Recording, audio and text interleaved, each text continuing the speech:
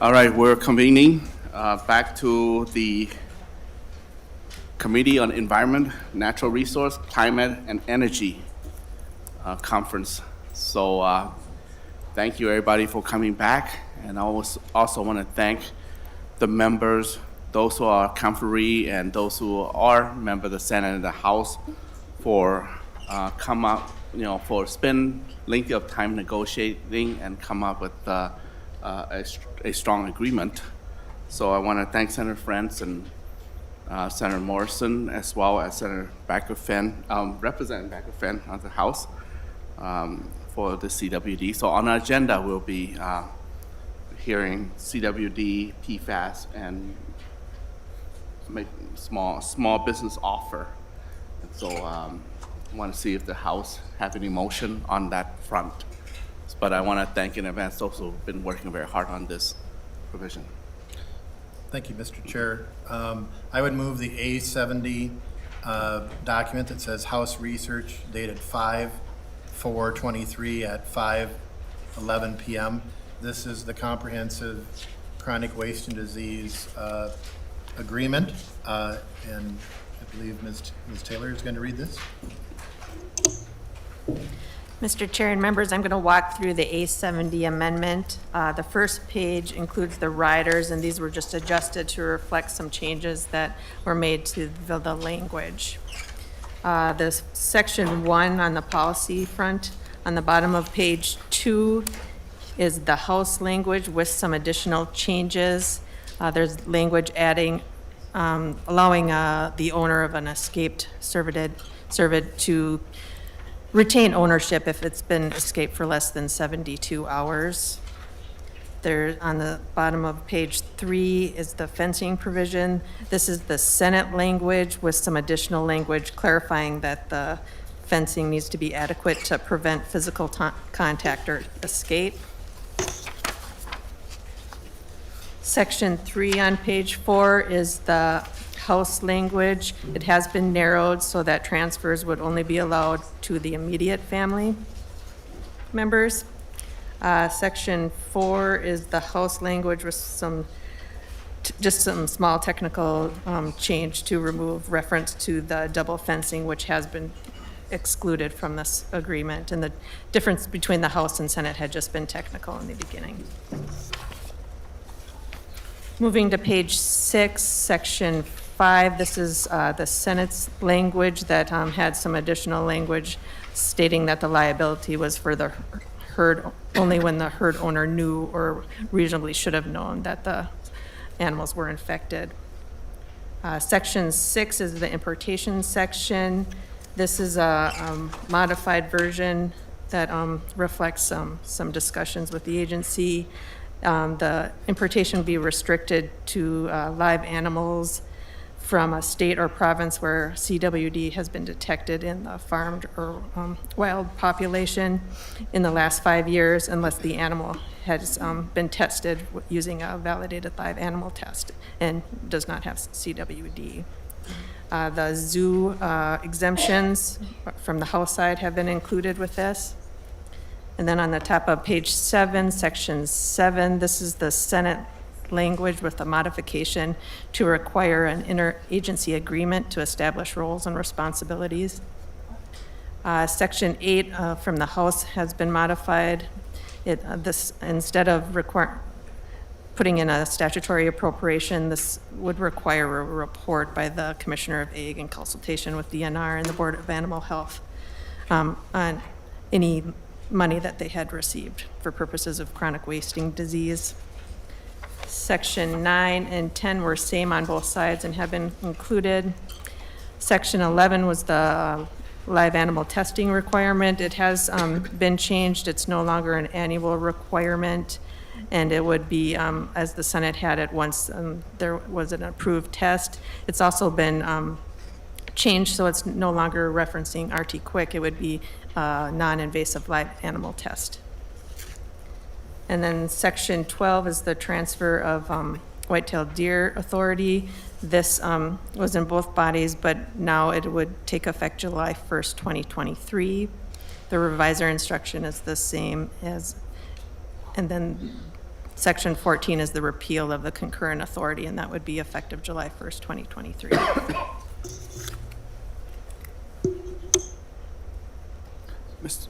Mr. Chair, do you want to reinstate your motion? Thank you, everyone who is involved in this. This has been a multi-year effort. It is a comprehensive package that is a compromise. It is our hope that this will help address the problem of chronic wasting disease that affects our entire state. So I'd ask for your support. Okay, Senator Shaw? Thank you, Chair. The amendment as reviewed it. Okay, all in favor, say aye. Aye. Opposed, nay? Okay, motion prevail. And not to forget our agency too on the, working on the CWD, especially DNR and the Board of Animal Health that do come to the table and help us tailor this amendment, CWD amendment. So next on our agenda is PFAS. Mr. Chair, member of the House. Representative Jordan. Thank you, Mr. Chair. I would move adoption of a PFAS resolution that I know staff is handing out at the moment, and I would ask Ms. Taylor to run through the PFAS provisions, unless Mr. Stanley might be.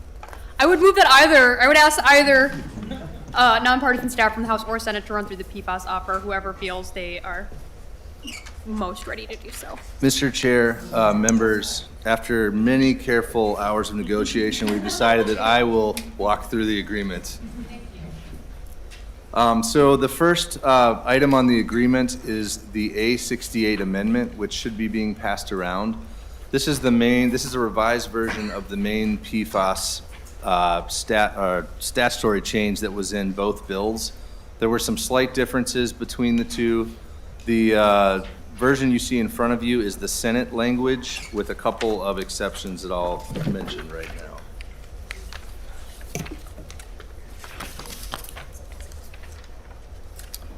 The first of these is found on page 4, lines 17 through 23.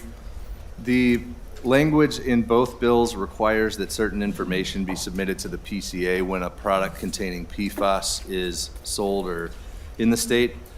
This language that I just referred to deals with pesticides and related fertilizers, agricultural liming material, plant amendments, soil amendments.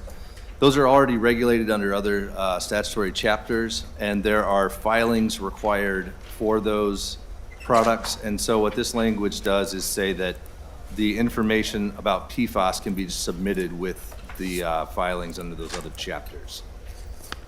There is a similar change on page 6, Mr. Chair. There's language on the bottom of page 5 and at the top of page 6 that authorizes the PCA to prohibit the sale of products containing PFAS other than those listed in paragraph A. And what the language on lines 13 through 16 of page 6 does is say that if you're talking about pesticides or those other products I just mentioned, the agency has to work with the Commissioner of Agriculture in order to prohibit a product, or to say that under paragraph C, to say that the presence of PFAS in the product is a currently unavoidable use. And then also, Mr. Chair, on line 23 of that same page, there was language in both versions that said that the PCA commissioner could work with certain agencies to enforce this section, and on line 23, the Commissioner of Agriculture has been added to that list. And those are the only changes to the A68. Again, that's the Senate language with those changes I just went through. The rest of the agreement, policy-wise, was to include House Article 3, Sections 35 through 37 and 45. These are identical to corresponding Senate sections. These are the sections that deal with PFAS in firefighting foam. The agreement includes accepting those sections, as well as House Article 3, Section 44. This requires a group to get together and study the possibility of requiring fees on those who manufacture PFAS-containing products. House Article 3, Section 46 is the House's version of the firefighter turnout gear report requirement. The Senate had this in its bill in a rider, but the agreement is to take the House policy section. The agreement also includes Section 47 from that same article, which would require the PCA to adopt water quality standards for PFAS. And the final policy section is Section 48, a House-only section requiring the adoption of health risk limits for PFOS. Not sure if I'm pronouncing that right. It's related to PFAS, but different, PFOS. And then there is a change from what was in the House version of that language. The House language currently would take effect on 2025. This would push that back 1 year to 2026. And then I'll turn it over to Mr. Mueller to briefly describe the fiscal part of this agreement. Mr. Chairman, the appropriations part of the agreement, I'll go through. The first one is $155,000 from the general fund for the rulemaking. This was in the House bill. Originally, it's $155,000 general fund one time. There's money that was in both bills, same amount. It was split a little bit differently between the years, but $2.278 million from the environmental fund, and then it's $1.115 per year in the tails from the environmental fund for implementing the new PFAS regulations in this agreement.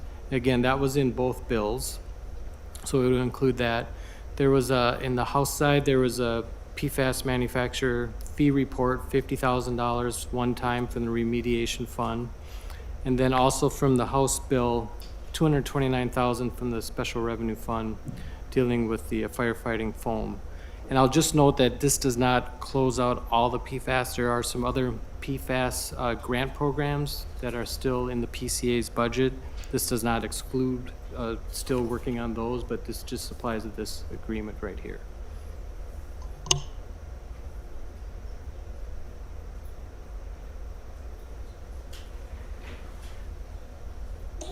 Member, any questions on the PFAS provision explained by Mr. Stanley? Okay, with that said, Senator McCune. Thank you, Mr. Chair. Mr. Chair, I have had the opportunity to review all of the provisions in detail that are that represent that are a part of this agreement. We've had a lot of discussions and a lot of work over the entire session that has led us to this place, and it is my recommendation that we accept and adopt this agreement. Okay, all in favor, say aye. Mr. Chair? Aye. Yes, that's I was just going to make a Representative motion. Jordan. Thank you, Mr. Chair. I was just going to renew my motion, and I wanted to, before we adopt it, I just wanted to thank everyone who worked on this. And I wanted to especially thank Amara Strandy and the entire Strandy family for their relentless advocacy for this. Minnesota invented PFAS and these forever chemicals, and I think by adopting this, Minnesota is also going to invent a solution and a way to move forward on this problem. And with that, Mr. Chair, I renew my motion to adopt this PFAS agreement. Thank you, Representative Jordan, for mentioning the Stratton and Amara Strandy family, and you know, our condolences go to them, and we'll remember them as we progress on this legislation that will soon to be law, and make sure that we stop PFAS as it is. Thank you for renewing your motion, and Senator McCune, you want to renew again, or you're good? I enthusiastically support this agreement and recommend that all of us get behind it, and Okay. couldn't agree more. Thank you very much, everyone, for your work. And I want to thank both of you, Representative Jordan and Senator McCune, for spending tireless hour working on this. So thank you very much, and all in favor, say aye. Aye. Opposed? Nay. Motion prevail. Okay. Chair Hanson? Mr. Chair, I will move a spreadsheet that has a few items for the small agencies. Senator Herr and I have been working on this for a week. I would note, one of the small agencies we have set aside to continue the discussions on, that is the Minnesota Zoo. But proposed is a budget for the Metropolitan Council Environment, Conservation Corps, Science Museum of Minnesota, and there are a couple other transfers that are in the account. So, Mr. Hagemeyer or Mr. Mueller? Looks like it's me, Mr. Chair. Yep, you'll have the spreadsheet. It says Environment, Natural Resources, Finance on the top, Small Agencies, Conference Committee Agreement. Bottom right-hand corner is dated today at 6:47 p.m. I'll start on line 1 is the Metropolitan Council Environment. There is $9 million for modernizing regional parks and trails from the general fund. The line number 4 is Metropolitan Parks Maintenance increase is $6 million. You'll see the mapping infrastructure for climate risk was not included. There is $2.75 million for inflow and infiltration reduction grants. There's $1 million for the White Bear Lake Area Water Use Work Group. There's $1 million for EAB hazardous tree replacement. And then there's $1.5 million per year ongoing from the Lottery and Loo account dedicated for Metropolitan Council Parks. In total, there's $19.75 million in general fund and then $1.5 million per year of Lottery and Loo money to the Met Council. Starting on line 14 is the Conservation Corps.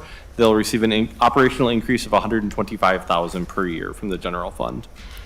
On line 29 is the Science Museum of Minnesota. You'll see they'll receive the governor's recommendation of the maintain current service levels of $121,000 the first year and then $181,000 per year thereafter from the general fund. Then line 32 is the House provision for the debt relief employee retention proposal, and this is $7 million one time that is included in the agreement. On line 35, the House had the provision to extend the Legislative Water Commission or reestablish the Legislative Water Commission, and that is not included in the agreement. Line 40 is the University of Minnesota.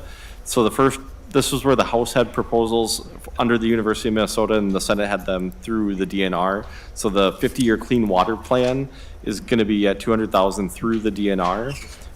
On line 43 is a CWD contingency planning. And again, the Senate had it through the DNR and it'll be included there at $1.633 million. And then there is $1 million for AIS research from the general fund. And then on line 47 is the Public Safety Department, the appropriation from the Special Revenue Fund. That's related to the PFAS provisions that were just adopted, and that appropriation was already referenced there. In total, the direct appropriations are $28.3 million in the current biennium and $612,000 in the tails. And if you flip the document over, you'll see there's an agreement on some Lottery and Loo increase. The agreement is to up the percentage that goes to the current accounts, which is currently at 72.43%, up to 75%, and then add the 2 new accounts that the Senate had at 1.5% each.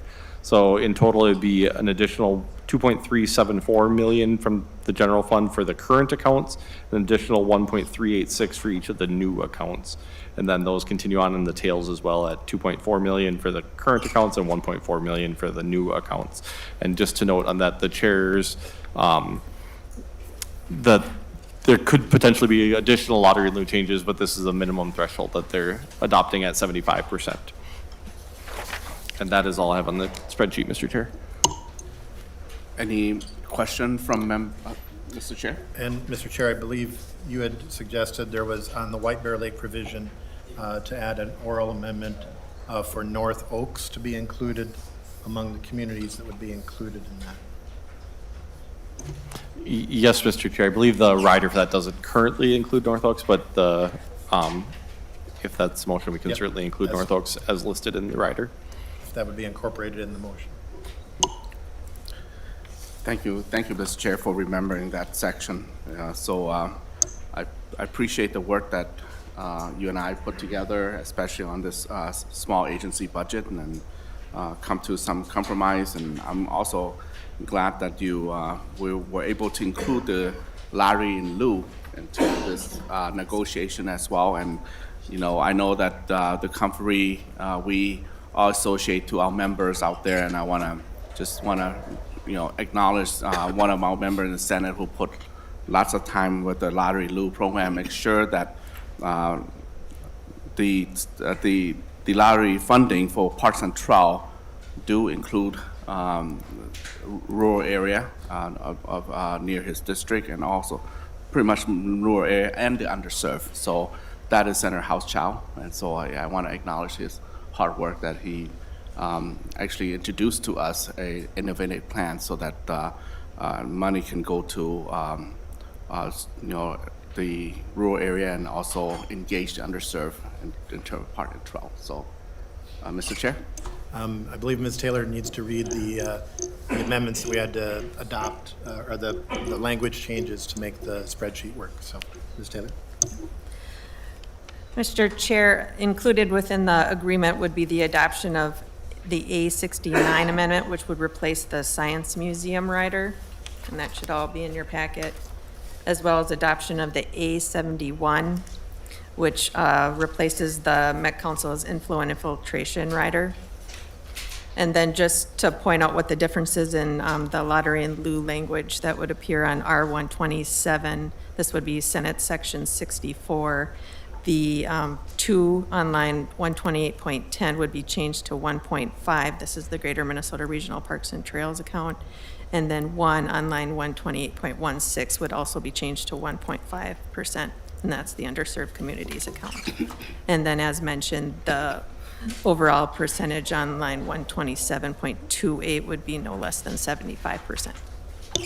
But it is to be determined at this point. Mr. Chair. And members, it would be our hope that this one-time large appropriation to the Science Museum would be able to secure the future for the Minnesota Science Museum of Minnesota.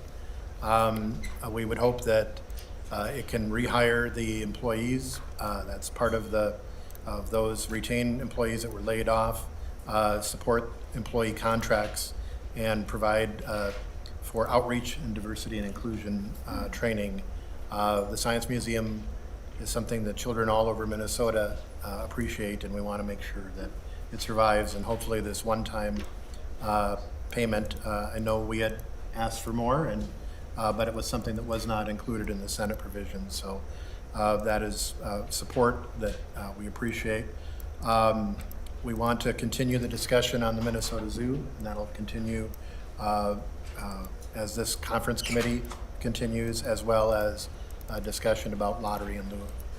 There are a number of big budget issues that we have to do, and we felt that providing for the little agencies, the cool agencies, I think is what we started calling them, that would start that process. So I ask for your support.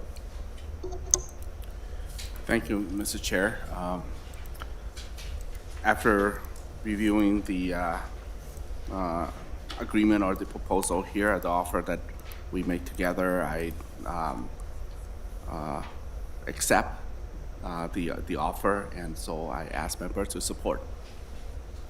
So now that I have the gavel, after the acceptance, I will call that all in favor of the offers of small agency agreement, say aye. Aye. Opposed, nay. Okay, motion prevailed. Mr. Chair and members, any remarks or comments? Mr. Chair, if no, members first, any remarks from members? Phone call? Yeah, okay. So, Mr. Chair. I think tomorrow the room will be at 11 o'clock, the Legacy Committee, which you also, Conference Committee will be working at 11. We will tentatively schedule this Conference Committee to start at 12. It is probably likely that we will convene and then recess, but that is the tentative schedule right now. Look forward to it. Okay, any question from members? All right, well, the Committee on Environment, Natural Resource, Climate, and Energy is now adjourned. What happened?